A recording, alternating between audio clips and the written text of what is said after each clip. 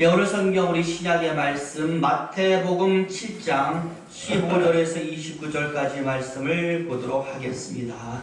마태복음 7장 15절에서 29절 조금 길지만 우리 서로 한 절씩 돌아가면서 읽어 가도록 하겠습니다. 제가 먼저 15절의 말씀을 읽도록 합니다. 거짓 선지자들을 삼가라. 양의 옷을 입고 너희에게 나아오나 속에는 노략질하는 일이라. 그의 이름대로 그들을 알리시니 가시나무에서 포도를 또는 몽고리에서 무화과를 따겠느냐.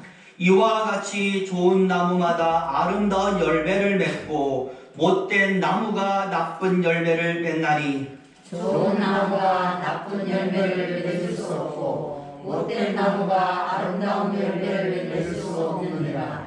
아름다운 열매를 맺지 아니하는 나무마다 지켜 불에 던져지느니라. 이러므로 그의 열매로 그를 알리니.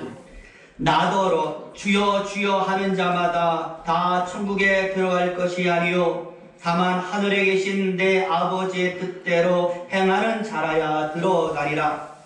그날에 많은 사람이 나더러 이르되 주여 주여 우리가 주의 이름으로 선지자 노릇하며 주의 이름으로 귀신을 쫓아내며 주의 이름으로 많은 권능을 행하지 아니하였나이까 하리니.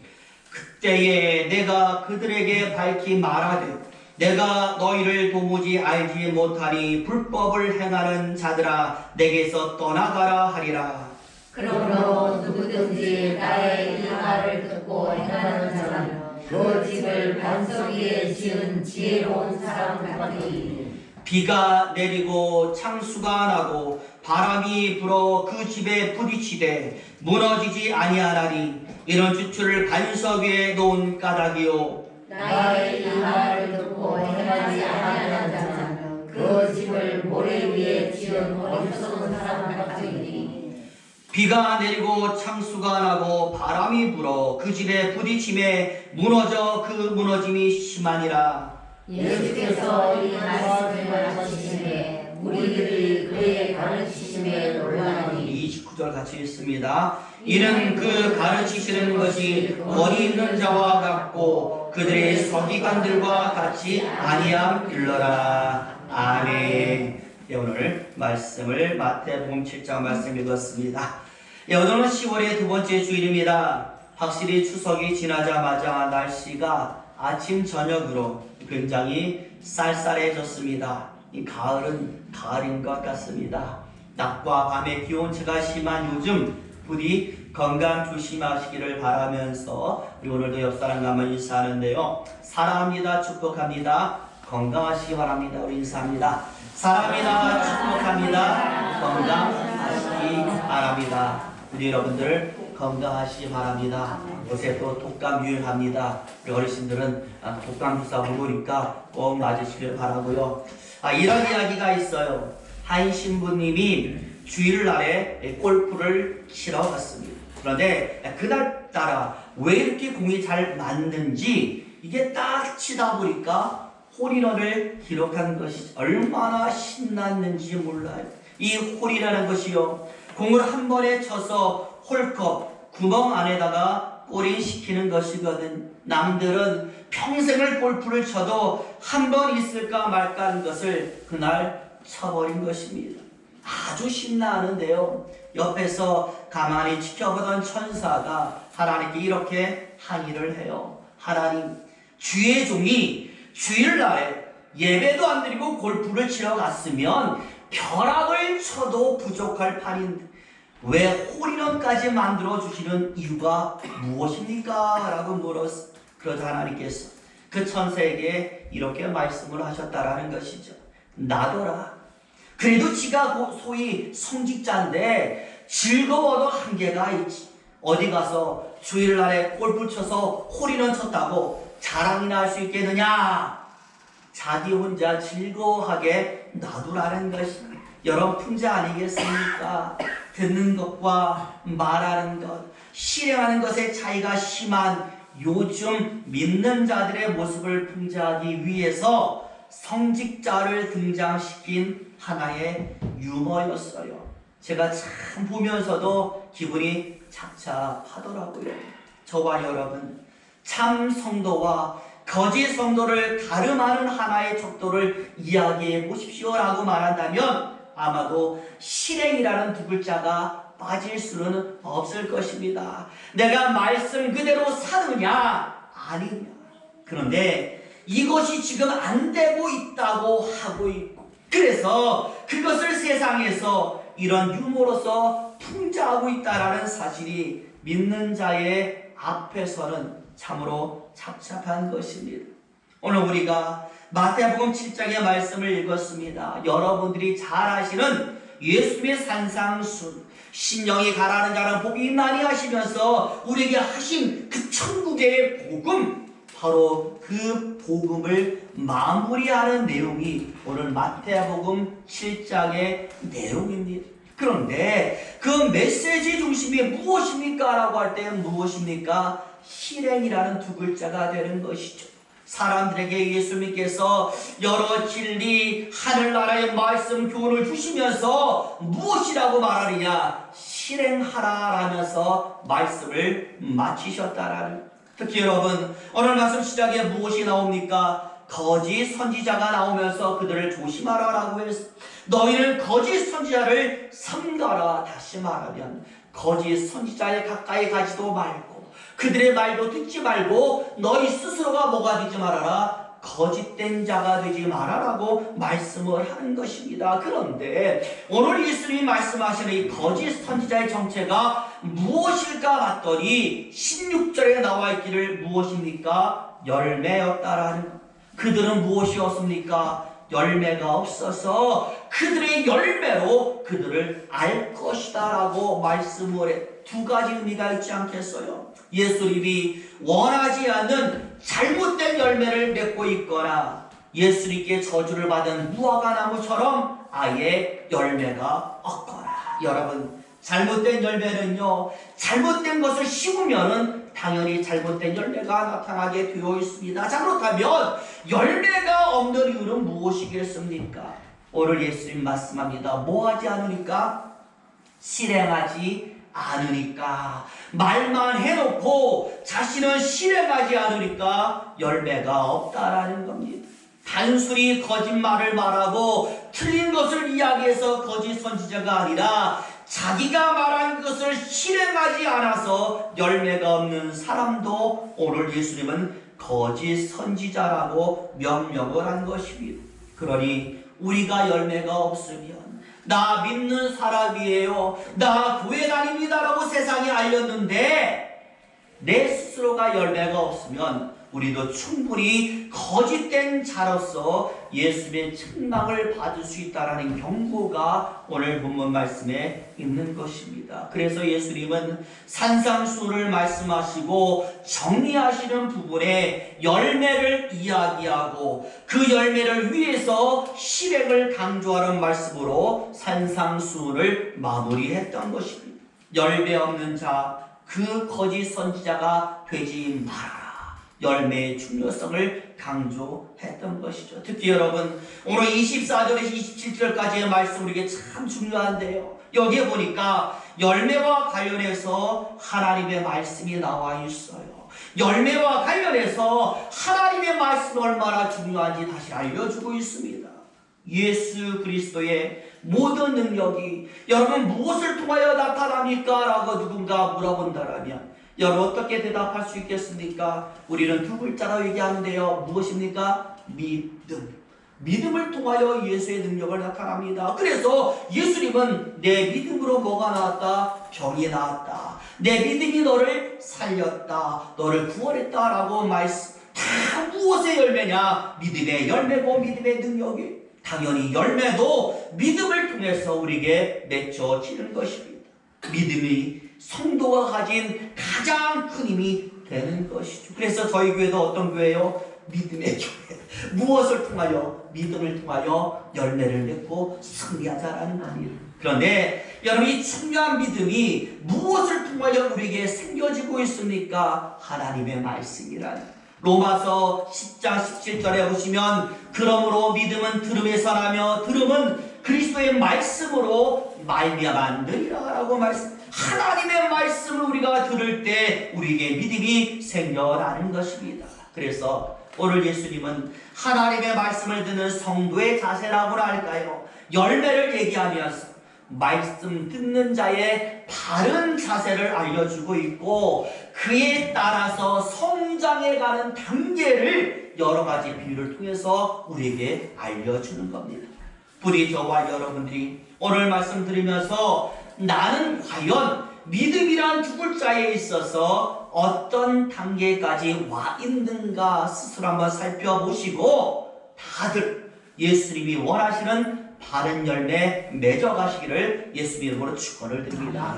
먼저 말씀을 듣는 성도의 바른 자세에 대해서 이야기하고 있다고 했죠. 무엇이 중요할까요? 실행이라는 단어가 정말 중요해요. 어떤 뜻이냐면 하나님의 말씀 우리가 들을 때에 단순히 한번 들어보자 라는 생각으로 듣지 말고, 내가 이 들은 말씀 이따가 반드시 실행할 것이다 라는 생각 가지고 하나님 말씀을 들으라는 이런 것이거든요. 어떤 사람이요, 래프팅에 관심이 많아요. 이 조그만 고무보트를 타고 계곡, 이 파도가 널실대는 그 계곡에 급류를 타는 것이 바로 래프팅 강의. 보니까 굉장히 멋있어 보이거든요. 그래서 래프팅에 대한 서적도 찾아보았고 인터넷 강의도 찾아서 들었어요.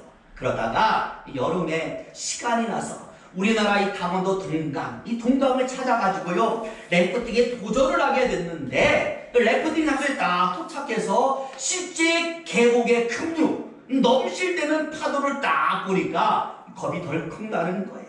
앞이 캄캄해지는 것이 그동안 찾아보았던 서적의 내용, 인터넷 강의 다 기억한다고 그저 손발이 오돌오돌 떨리는 겁니다.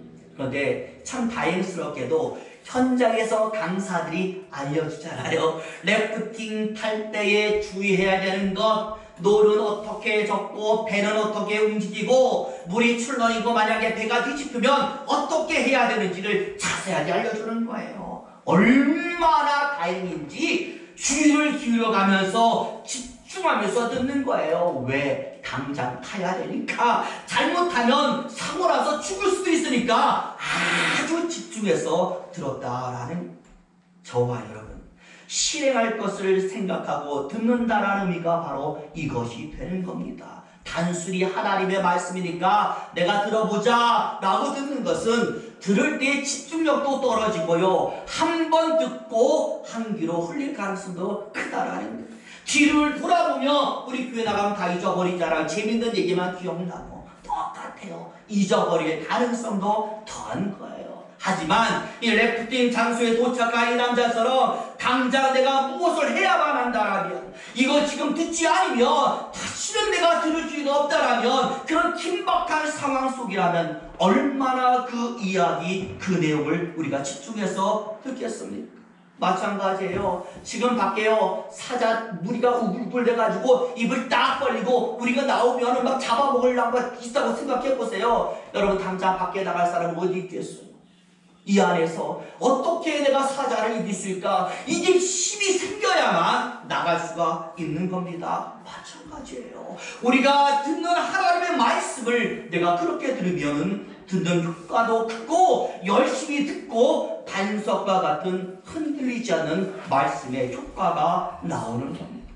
그 다음으로 이제 두 번째가, 그러다 보니까 이렇게 말씀을 듣는 모든 사람의 다음 모습으로 어떻게 나타나느냐, 그 들은 말씀을 그대로 행동하는 행동이 나오게 되어 있어요. 왜? 뭐가 생겼으니까, 힘이 생겼으니까, 할 수 있는 능력을 가졌으니까 그 힘을 사용해 버는 겁니다. 무엇이 되는 걸까요? 모래가 반석이 되어 가는 거예요. 여러분, 큰 바위가 산산이 부서져도 모래가 되겠지만, 그 모래가 그 작은 흙 알갱이들이 모여서 물을 만나고 뭉쳐지고 단단해지면 뭐가 될까요? 바위가 되는 것이에요. 여러분, 그 옛날에 벽돌이 어디 있겠습니까? 다 흙을 모아가지고 말리고 비기고 또 이겨서 벽돌을 만든 것 아니겠습니까? 오늘 우리 예수님 말씀하는 반석도 우리가 믿음으로 행하는 행동 하나하나가 모아지고 합쳐져서 단단한 반석이 되는 거예요. 절대로 성도는요 단 한 번으로 반석이 되지는 않습니다. 그런 사람 거의 없어요.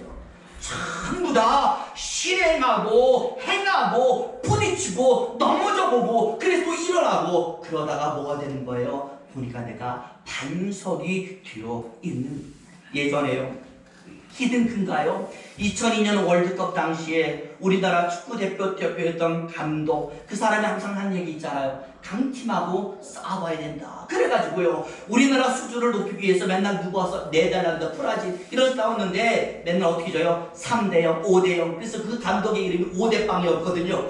그런데 중요한 것은 그러다 보니까 나중에 2002년 월드컵 본선에서 이게 뭐가 돼요? 자양불이 되어가지고 큰 힘을 발휘해서 우리나라가 결승까지 가게 된 거예요.